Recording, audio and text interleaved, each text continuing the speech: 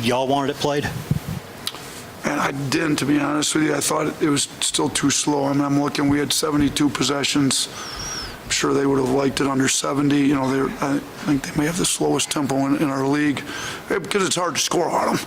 I mean, I mean, we even scored a few late in the shot clock that we were fortunate to score. So, I mean, we got way too late in the shot clock, too much. We didn't get enough out in transition, especially in the second half when you know, after we got up 9, I thought the game slowed down a lot after we got up 9.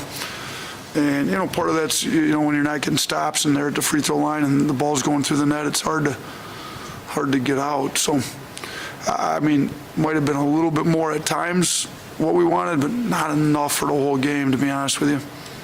Anyone else? Thanks, Coach.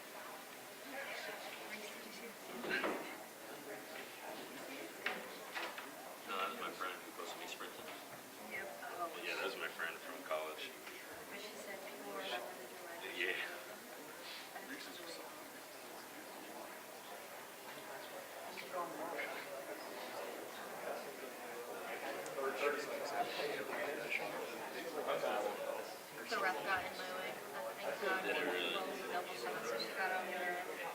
Yeah, I was on the back side. He was in my way the entire game. I was like, perfect.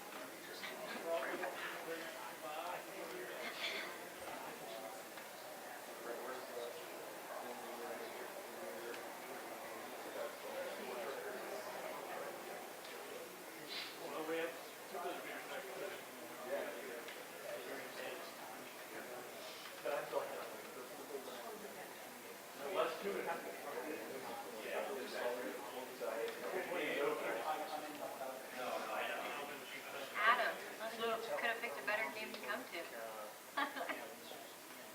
This would have been a good one to watch on the couch. I need to give up thanks.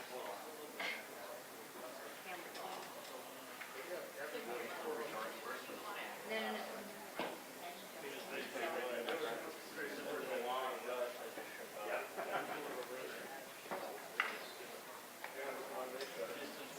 I know.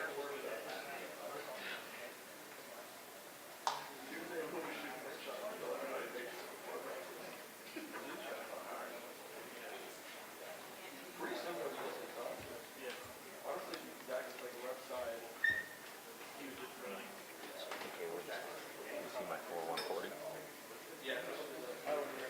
You hit. What? Oh my gosh. It's like complete inside out. Kind of insane.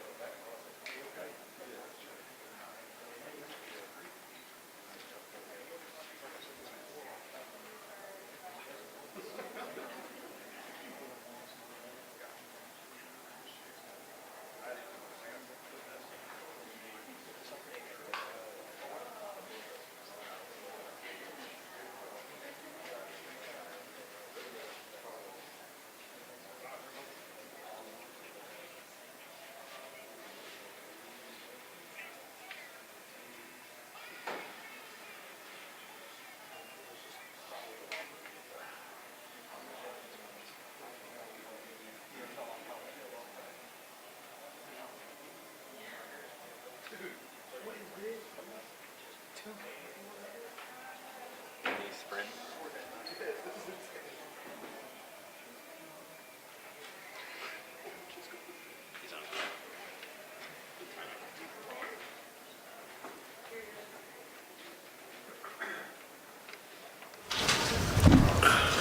All right, we've got Tennessee head coach Rick Barnes here. I guess no one has any questions for him, but we'll give it a shot anyway. If you have one, please raise your hand and wait for a microphone. Start with Chris over there. Hey, Coach, does this mean you're going to keep the hook and ladder play around for a while?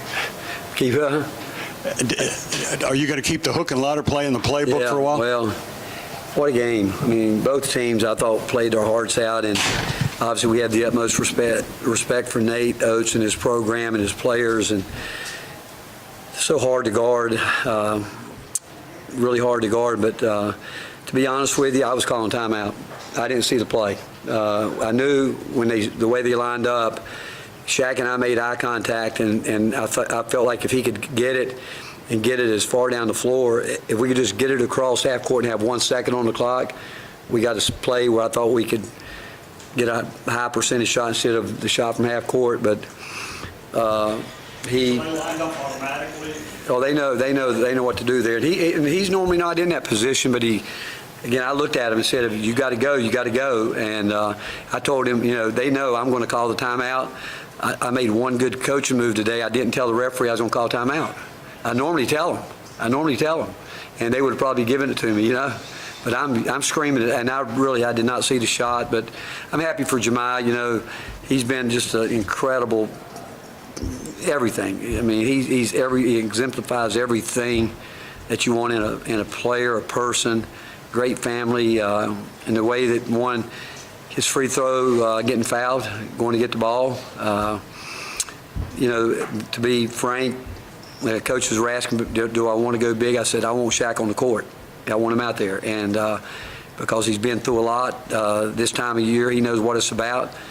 Big play at the free throw line to make those free throws, and then obviously at the end. But the 5-second count was huge, obviously. But again, when I looked at Nate, I mean, I've been on that side before where somebody throws it up, and his teams, again, they play so hard. And again, I think they're better than they were a year ago, and we know they went to the Final Four. Their offensive rebound is really underrated, and they did a great job there doing that. Our turnovers in the first half gave them, 12 or 14 points, and we keep talking about we need to find a way to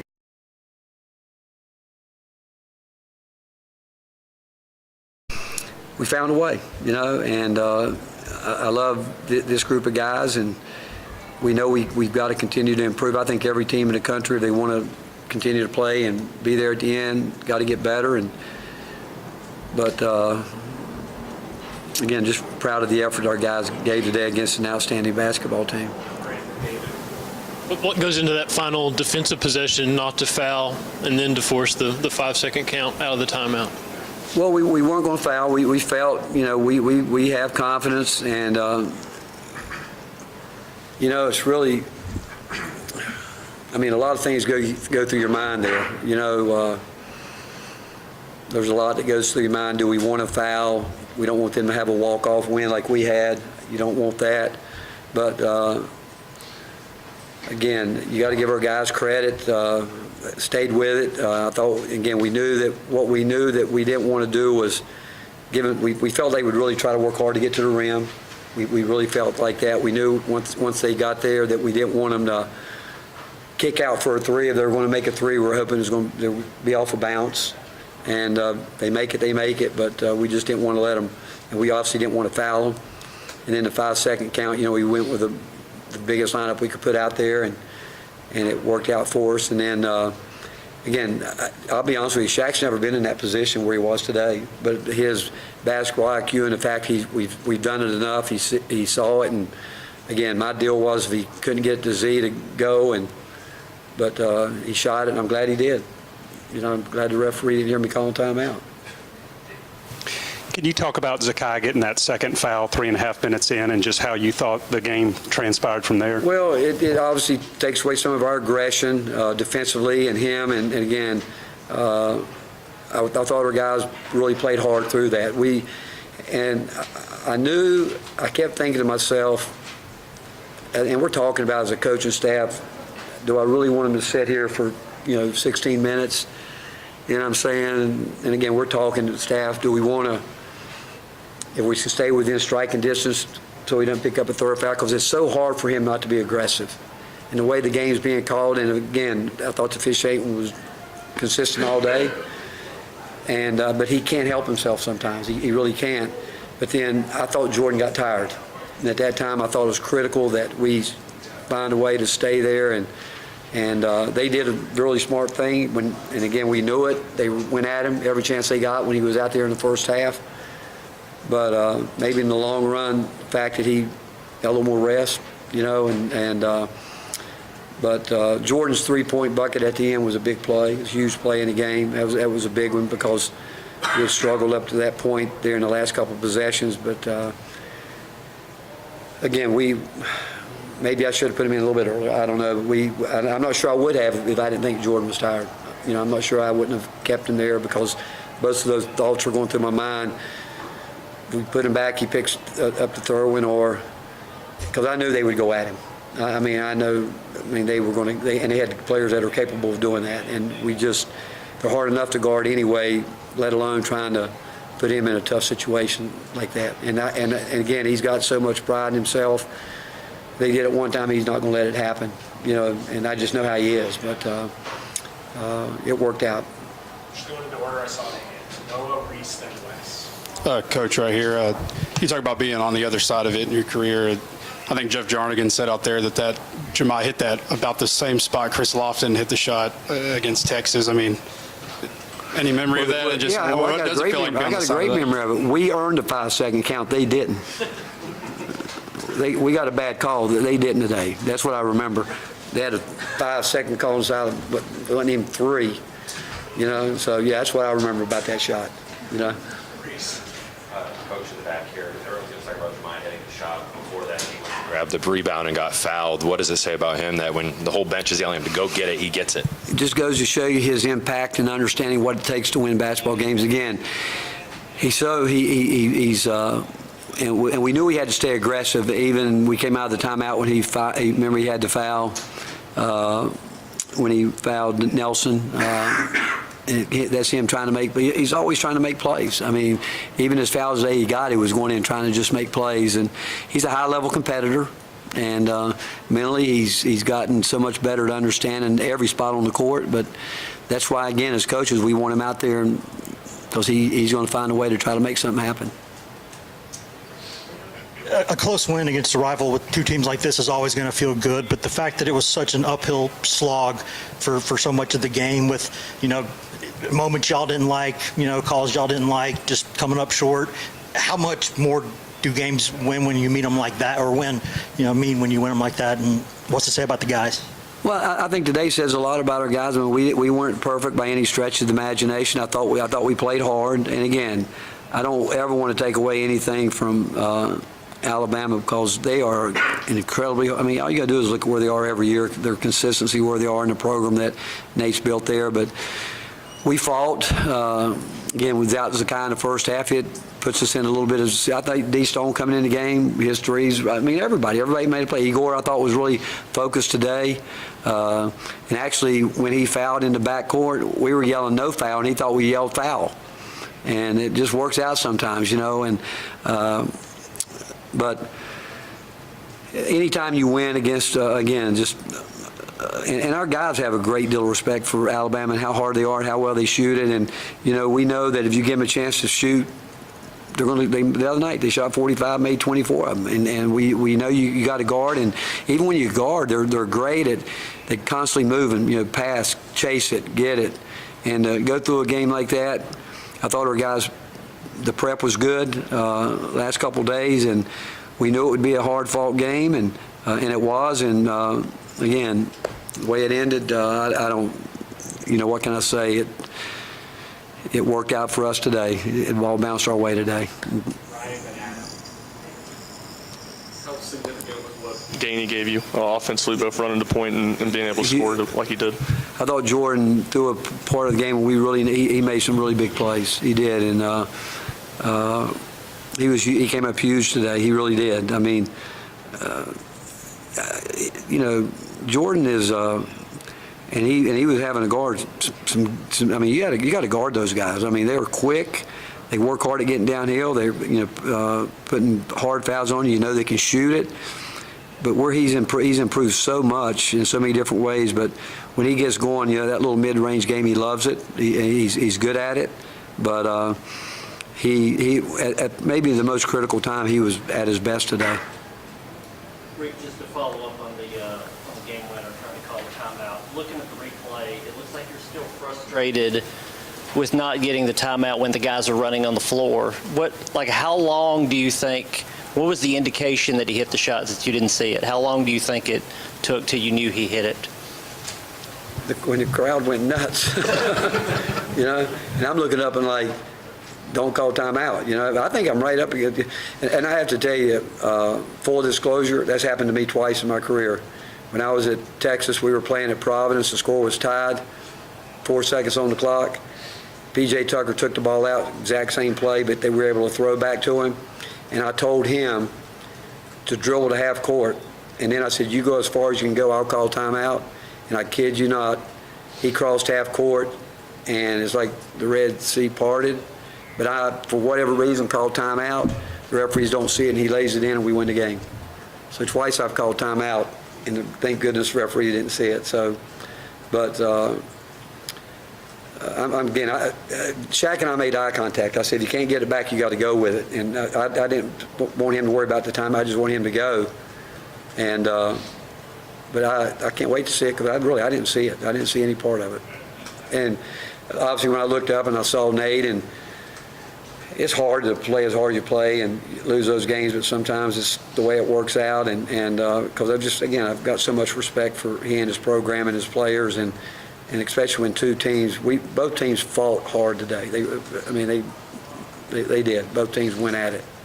High level game. That's what you expected. And so I told the guys, I guess, welcome to March. Lobbied to keep Meshack in the game there at the end. He kept making plays over those final 30 seconds. What was going through your mind to make that decision pay off? Because I've seen him do it. Right now, that's one of the biggest things. We're talking to the guys that have never been in these kind of games this time of year.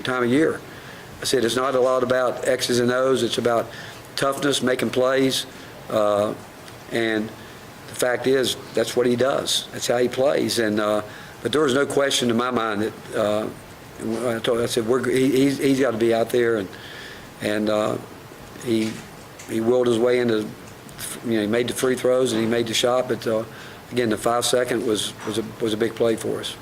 Rob and then Noah. Coach, just the atmosphere, the environment, the crowd. Can you speak to that today? When I walked out to do the radio show, I said, I really thank God for the blessing of coming to Tennessee and so many people I've met. And I said the first thing I said was, it's great to be a Tennessee Volunteer. And I've been around the game a long time, and actually when I walked off the floor, I told Danny White, I said, there's none better. There's not a better fan base in the entire country, and it's not just in our sport. Here today was electric. It was just the crowd came to their feet, and they stayed in it. And when we were even down, they stayed with it. And but our fan base here, I don't care what you pick a sport, it's just phenomenal. And all I can truly say is I'm thankful that God brought me here and our family, and it's great to be a Tennessee Volunteer. Coach, just go off Ryan's question about Jordan. What to say about his growth, that he was able to affect the game the way he was, and still went, 0 for 2 from 3, but, able to give you what he did? Well, he's become arguably our best driver. And he can score at all 3 levels. We came out when we needed a basket. Honestly, we went to him. He was our first option. When we came out, we got him going downhill, and he got fouled, got it high off the glass. But I think that's probably that probably tells you how we feel about him. The fact that he's worked his way into where we are as confident putting the ball in his hand in any situation, and he's worked so hard to get better defensively, and he's a huge part of this, and he's made some big baskets since he's been here. And today, it's a hard when you have to play Alabama. They're so good in the first 10 seconds, and they're so disciplined.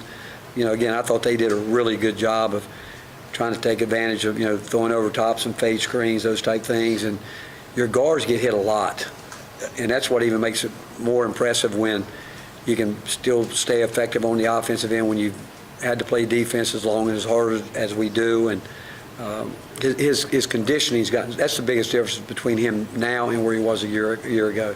His conditioning has gone to a whole different level. Anything else? All right, thank you, Coach. Thank you, guys. Go watch it now, Coach. Yeah, he hasn't seen it yet. We should have showed it to him. I know, we should have. With players in suit, a few notes. We wouldn't want to do that game. So, Rick Barnes now top 10 all time in the NCAA D1 wins list. 9-1 against 18 top 10 teams with 8 straight wins.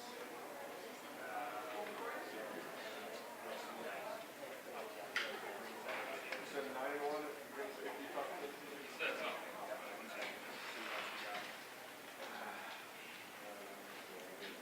5-0 would hold in 18 top 10 matchups. 8-0 would hold against 18 top 6 teams.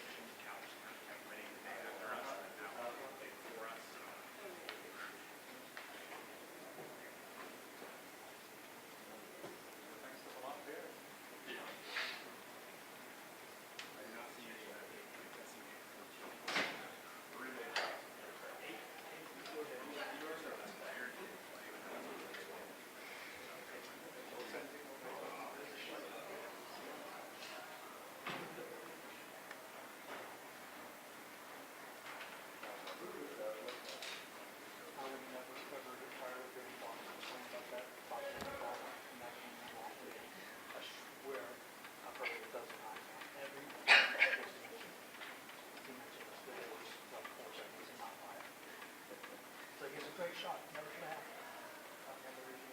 When he got here, the stench when I got to the ball. He stuck to his guy. He was like, my guy's got robbed that day.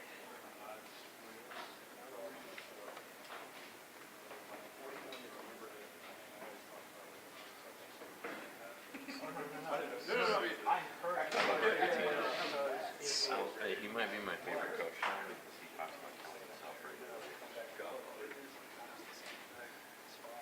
How do you feel about your team as a free throw? It makes me want to kill myself. That reminds me of Celtics coach.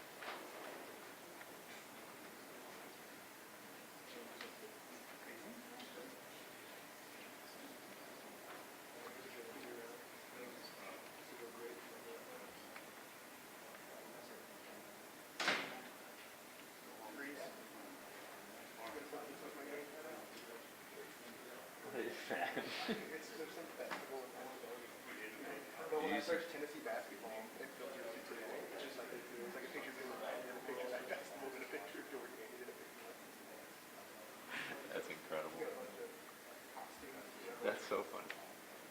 You should post a photo of me, Oaks, Shirking, Jemai, and your photo.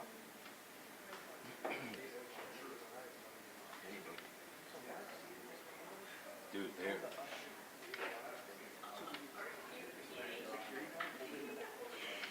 Holding what? So when I went to home, He's right. Why is she so...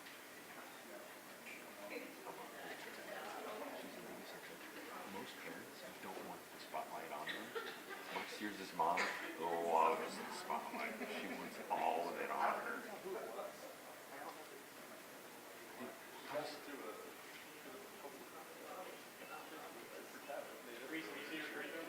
Dude, I could see it from the opposite side of the floor. And she was in a silver vest, right? Silver full suit.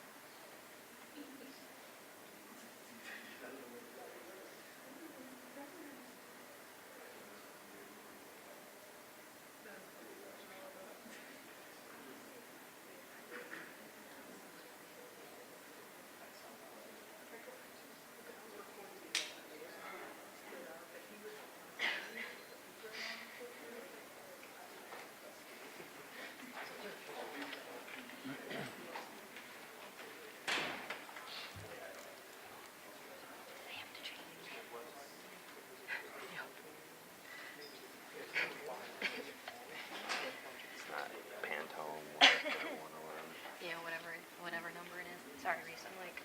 No, you're good. You're fine. You're fine. You're totally fine. We gotta jam in here to get a shot. There's like no one up here. It's getting crazy.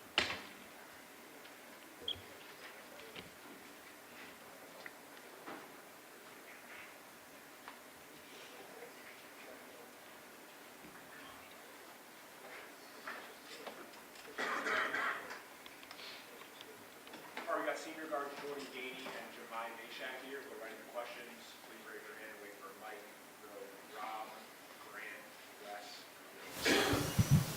Jemai, coach told us he was trying to get a timeout there at the end. Just how did how did that sequence play out for you, those last 3.8 seconds? It was funny. I usually look over at coach to see like what he wants. So we get into our little, ladder drill and ladder play, and he's like mouthing something to me, and I didn't know what it was. And so in my head, I said, oh, he wants me to shoot the ball, so I'm gonna shoot the ball. But he was really trying to say, if I catch it and I pass it up or I dribble it up, call a timeout. So right when I got the ball and I seen Z was denied, I'm like, oh yeah, I'm shooting this. So I was just feeling good. I felt like I was gonna hit the shot, and that's what happened. Looks like you weren't in that much of a hurry. How did you not look rushed in that moment? It's funny because after every shoot around, JG knows this, after every shoot around, I'll get Felix, and at the end I'll just have him guard me from like where I shot the ball. And so I usually, miss or I'll make it on Felix, but today I just imagined Felix was in front of me and I hit the shot, so. Guys, for both of you, when you're in a game like that where just for so much of the game it feels like it's just one of those tough days where shots that you want aren't going in, calls that you want you're not getting, staying behind, the other team's making plays, how much does it mean to kind of hold on to something like that for so long and then come back and win the game? It's an amazing feeling, throughout the whole game. We knew what we were getting into. We knew that was going to come down to a one-possession game, especially games like this. It's March, as we know, and crazy things happen in March. But we knew it was going to be a tough fought, and just being able to stay the course and stay with our goals and making quick adjustments throughout the game is what we do. So just being able to, figure it out on the way, like on quick timing is what we are really good at. Jemai, on Monday, Rod said that he's seen all the Twitter chatter about fans saying that the lineup is better when you're not in it, and he called that stupid. What kind of feeling was that today to silence the noise when it comes to those kinds of people? They said that? No, I'm playing. Nah, of course I hear everything. I'm like I said all the time. I'm still a guy that goes on social media sometimes, and the main thing for me is I really want to put everything I can into impressing and trying to win over and trying to make Tennessee fans happy. And I know that majority of them appreciate what I do and appreciate how hard I play. And it's something that I feel like I've said this a lot, and other people say it. It's something that goes beyond analytics, something that goes beyond the stat sheet. Those extra possessions are plays that I always make, and I think it's a big thing for guys to see that, for guys to trust their eyes and to not just trust analytics all the time, because you can find whatever stat you want in order to have your opinion on it. And I think that's the main thing that goes into analytics. But they know who I am. They know how hard I play. They know what I do to create other possessions, to create shots for others, create shots for myself. I've always thought of myself as a culture changer and a culture enhancer. And ever since I've came here, I feel like I've enhanced the culture into something even better. And that's something that I feel like I've been able to do ever since I was young to high school to now. And I want to be able to continue to do it the rest of my career. You mentioned stealing extra possessions. Well, walk us through that offensive rebound on Chaz's missed free throw, and how did you kind of calm yourself down before those free throws? It's definitely one of those things that I feel like, when you're a regular fan of basketball, everybody loves the 6-point run that a guy goes on when they hit a step back jumper or they hit a fadeaway three, or, runs they go on by themselves when it comes to scoring the ball. How I am is I'm going to get extra possessions and go on a run with, getting the offensive foul on them, hitting 2 free throws, getting a tie-up, getting a 5-second call, coming down and hitting a shot. Those are the type of things that I feel like I do and getting those extra possessions on how I create movement and how I create runs for our team. And like we were talking about, I think those are possessions that go overlooked. But I told myself that it's a shot I practice all the time. I practice free throws every day. And now I'm a confident shooter. I'm a confident player, and I'm going to knock them down. So it was, it's practice. Reese, Emily, David. Jemai, quick two-parter. The rebound, what did you do to grab that board in a situation where you're being pinched? Well, when it got up, usually you're talking about the Chaz free throw? Yes. Yeah, usually, Chaz is on the free throw line, you feel like he's going to make it. But I decided to go in. I know that I'm a hard guy to box out. I feel like nobody plays harder than me.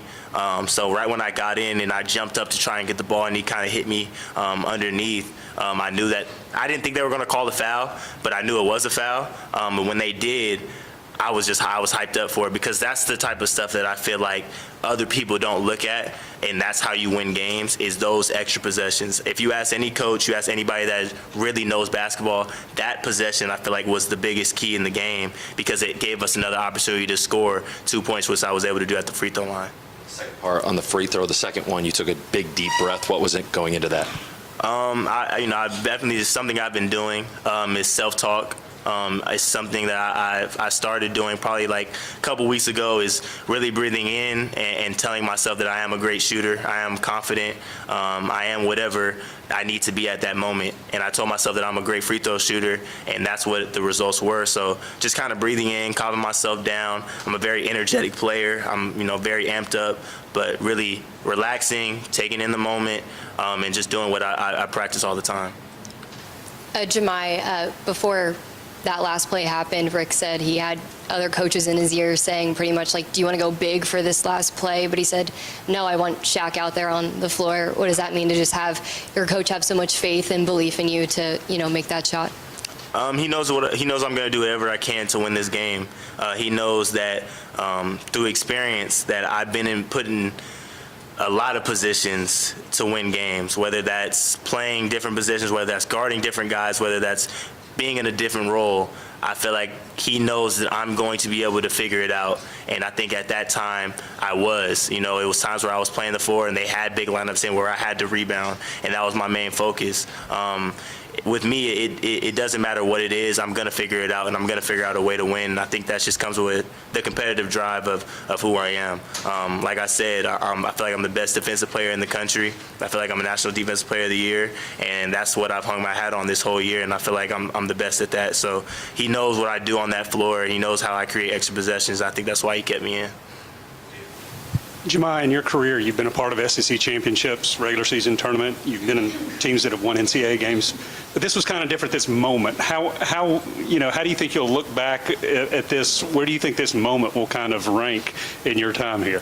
I think it's one of those games where you'll never forget, and it's definitely one of those games where I hope sticks with Tennessee history forever. I hope it's something that remains in fans' hearts.